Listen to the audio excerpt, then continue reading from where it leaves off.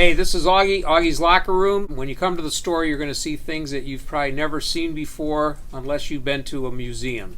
Great items that go back to the Rockney era to the present.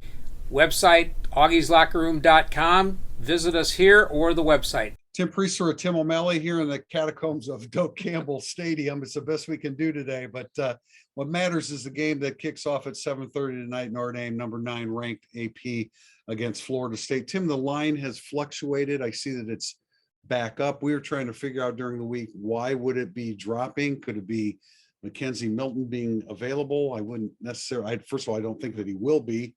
But it's gone back up a little bit. Just what are your thoughts on as we head into this game tonight? I mean, with all the dropping, I never really thought Milton was a possibility. I just kind of figured it's everybody jumping on a week one heavy underdog like Florida State when you see that underdogs can win these games. And the longer it takes, the more that you get some steam saying, yeah, why would they not beat them? Notre Dame only had 4 starters back. When you see it on paper, it seems like Notre Dame's inexperienced. They're not.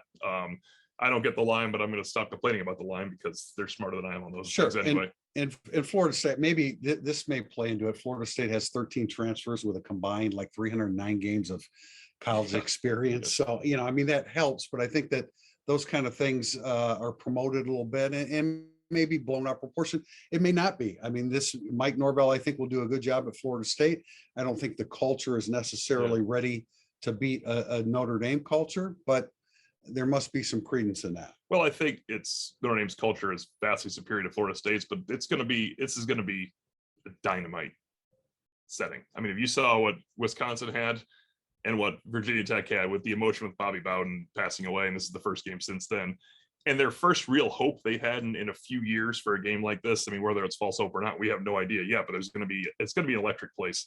And I think that's probably part of the reason that, people are kind of looking at there as Notre Dame could be upset here, but on the field, we see more advantages for Notre Dame, and you have a theory of how they're going to kind of attack tonight too. Well, I think Notre Dame's going to come out very aggressive offensively. I think Tommy Rees wants to push the ball down the field. I think Brian Kelly is of the same mind. They feel good about Jack Cohn at quarterback. And, we've asked Brian Kelly about red zone, and he talks about being aggressive and letting it fly and pulling the trigger. I think they feel that they can do that with Jack Cohn and their 5 senior receivers in particular. When you have the weapons to use the pass to set up the run, you absolutely should do that in the modern game. It's set up for that way. They didn't have those weapons last year. One of the more underrated groups all year long has been the Notre Dame defensive line, but I think people are starting to figure that out. I think tonight's the night we find out if we have the right look at these wide receivers. I think that Notre Dame has really good weapons at wide receiver led by Kevin Austin. And if Austin is as good as we think he can be, along with Mayer and Kyron Williams, who are they're the 2 total givens, it opens everything else up for the rest of the receivers and Chris Tyree in the offense. I agree. And we're not saying they're going to abandon the run. I mean, Tommy Rees, of course, still believes in the running game. But I think that they feel comfortable that they can loosen things up. The big advantage for Notre Dame, regardless who's the quarterback for Florida State, we know who's on the offensive line and we know who's on the defensive line for Notre Dame. That should be a significant advantage.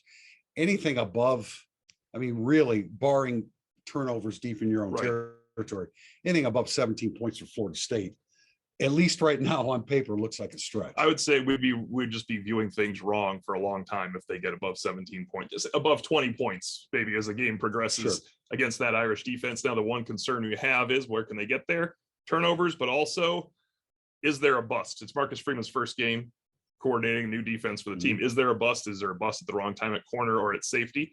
I mean, they're not invulnerable to such things. It has happened. Clark Lee was a coordinator that he was pretty much, they had layers to their defense. It was bust proof, and maybe it didn't attack quite as much as Marcus Freeman's. We'll find out what works better for this Notre Dame personnel heading against a team that, look, I assume their wide receivers are better than people are giving them credit for as well. I think there'll be better wide receivers on both sides than the nation thought coming in trying to handicap this game. Number 9, Notre Dame, Florida State here in Doak Campbell Stadium.